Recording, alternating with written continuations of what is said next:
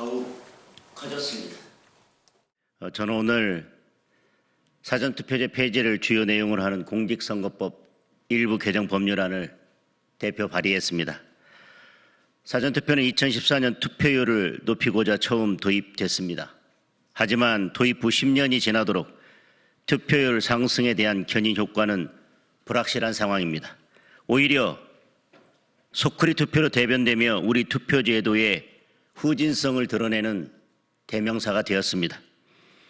특히 지난 총선에서는 사전투표 관리에만 722억 원이 투입되는 등 세금 먹는 하마로 불리고 있습니다.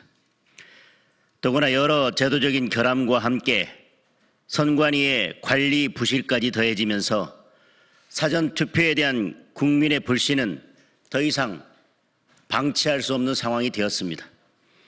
특히 선거관리위원회의 부정 채용이 심각한 상태라는 사실이 드러났지만 지난주 헌재 결정으로 선거관리위원회에 대해서는 감사원 감사도 불가능해졌습니다. 이로 인해서 선거관리에 대한 국민들의 불안은 더욱 커졌습니다. 따라서 이런 사전투표제를 폐지하고자 합니다.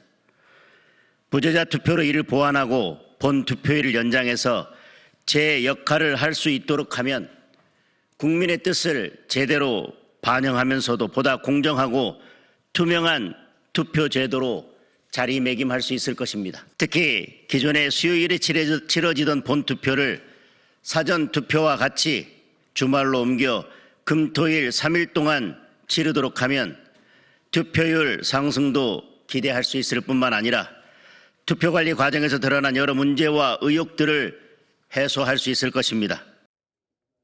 믿어주시겠습니까? 이런 여러 상황들을 볼 때 부정선거가 있느냐 없느냐의 문제로 접근할 것이 아니라 부정선거에 대한 의혹이 해소되고 있느냐 아니냐, 그리고 또 사전선거 제도 자체에 여러 가지 관리 부실이 있느냐 없느냐, 또 제도 설계 자체에 의혹이 생길 만한 지점들이 있느냐 없느냐의 문제로 저는 귀결된다고 생각합니다.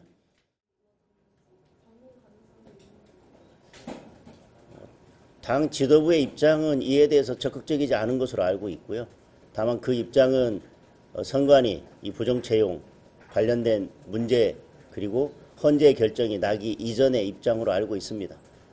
저는 당 내에서도 사전투표 폐지에 대해서 공감하는 의원님들이 많이 계시다고 생각을 하고 있고 앞으로 당내에서 논의를 계속 이어나가도록 하겠습니다. 그리고 저부터 나서서 여러 의원님들도 설득하고 국민들도 설득해 나가도록 하겠습니다.